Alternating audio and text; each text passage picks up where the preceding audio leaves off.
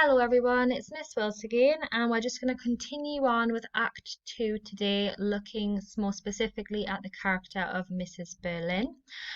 Just to remind you again, the green boxes on the slides are tasks you need to complete, and the red boxes are challenge tasks. Now, this lesson we are going to be analysing Mrs. Berlin's character. We're going to begin to consider what kind of character she is and the kind of language that's used and dramatic devices to construct her character, as well as determining what she might represent as well. So we will be focusing on Mrs. Berlin over the next 2 lessons and really kind of considering these learning objectives and making sure that you are confident that you've met them as well. So the first thing I'd like you to do is have a little look at these quotations. Obviously you have words missing. What I'd like you to do, is recapping on last lesson, is fill in the blanks for me. And if you can, in terms of challenging yourself in the red box here, I want you to think about if you were writing an essay about Gerald, out of the 3 quotes above, which do you think would be most useful and why? So if you could just pause this clip to complete that activity, please.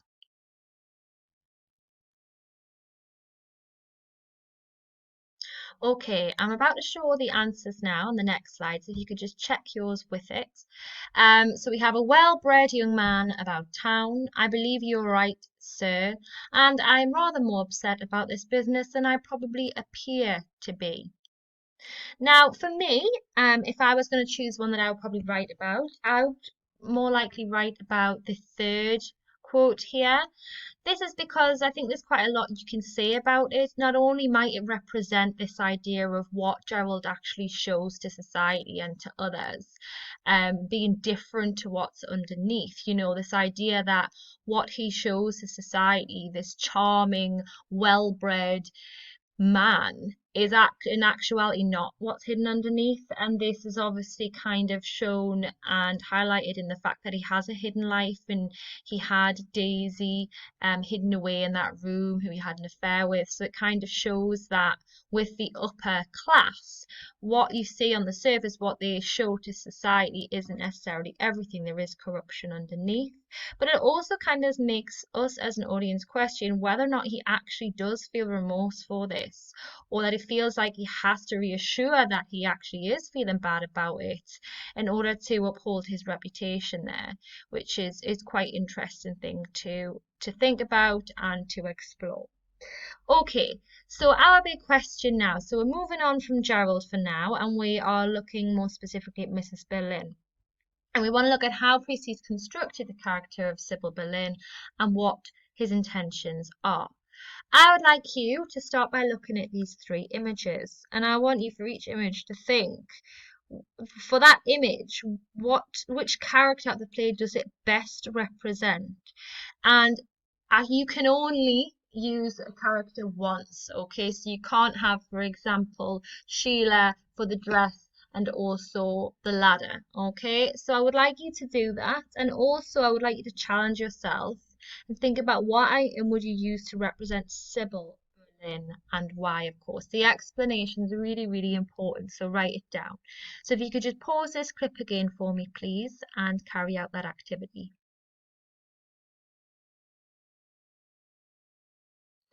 Okay, so hopefully you managed to do that.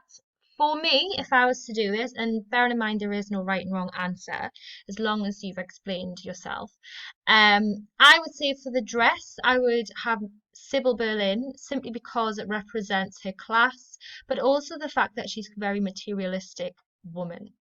For the ladder, I would say Mr. Berlin, simply for the fact it represents that he really is ambitious and wants to climb that social class ladder, and that he sees Sheila's proposal and engagement more of an opportunity to do that. For the torch, I would have written down the inspector, because he's kind of shining a light on the family and exposing their hidden secrets that they have been trying to hide from the rest of society. So that's kind of along the lines of what I was looking for there in terms of explanations. So now moving on, what I'd like you to do for this activity is you are going to start a Sybil mind map. So you will need 4 different coloured pens for this. If you don't have 4 different coloured pens though, don't worry about it. I would like you to then write Sybil Boleyn's name in the middle of your page. Okay, so the centre of your mind map. And this is what you're going to be doing in your different colours. You're going to add 3 words in one colour that you think best describes her. Then you're going to find a different colour, the supporting quotations for those words, and I'll show you what I mean in a moment with an example. And then in a different colour, can you make any link to themes and ideas Prissy uses her for? So his purpose, the purpose of her character, and the themes that she sort of, the themes that she highlights and that her characters used to convey as well. So for example, on this next slide, here's an example for you. My 3 words on the side, I've got socially superior to her husband, cold and very prejudiced.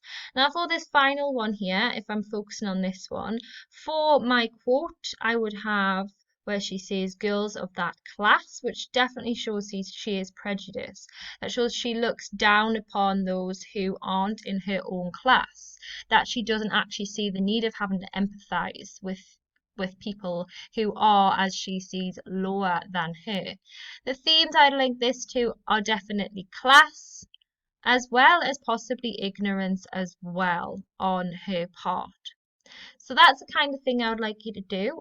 So going back to this slide, I would like you to complete that activity now for me, please, and pause this clip.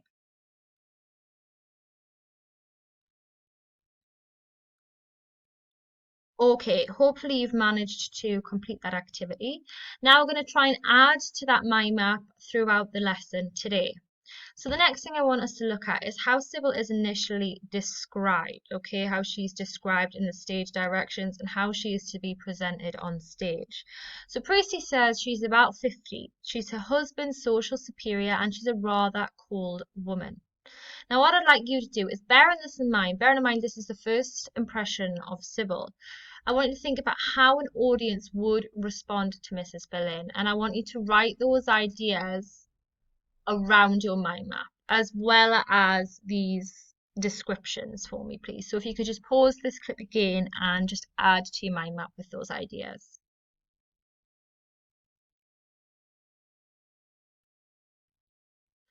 Okay, hopefully you managed to do that and possibly got something along the lines of, an audience automatically feel quite cold towards her character, quite distant from her character, that she's possibly been set up to be the villain of the play, the antagonist of the play, what we possibly have there. And the fact that if she's her husband's social superior, she possibly has quite a lot of control in that family and in that relationship, even though she is a woman, okay?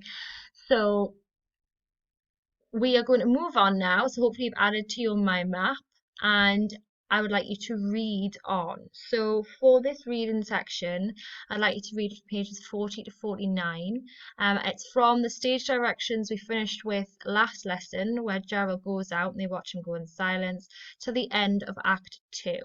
So if you could please read it and then focus on Sybil and how she's responding to the inspector and what she says. Again, if you could highlight and make any annotations as you go, that would be really beneficial for you when you come to revise. So maybe highlight things and things she says that are really, really quite shocking, and that tell us quite a lot about her character. And perhaps quotes as well that you could use to support the descriptions you've put down about Sybil Boleyn already. So can you please pause this clip and read those pages?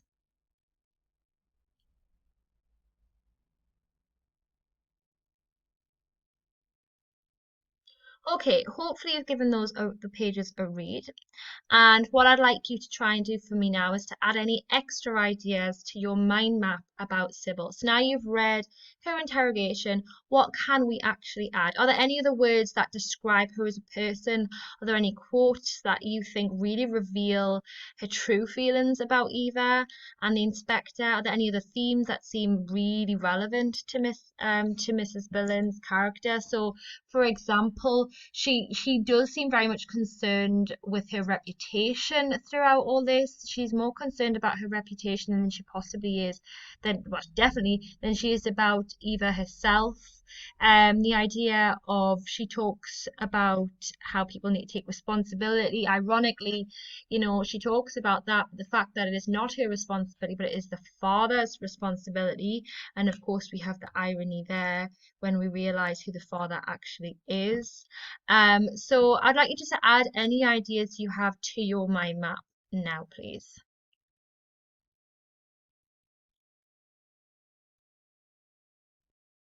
Excellent. Okay.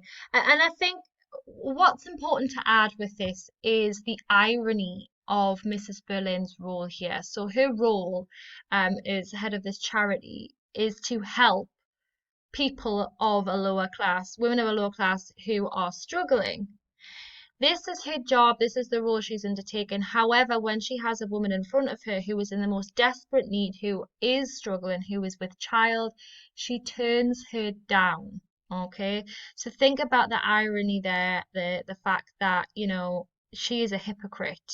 She's not doing what she is supposed to do. So why is she actually in this job in the first place? Is it all for image, therefore? Is it all for reputation again? And you can link that to that theme there. Okay, finally, final activity for today, guys. I want you to just think about the following.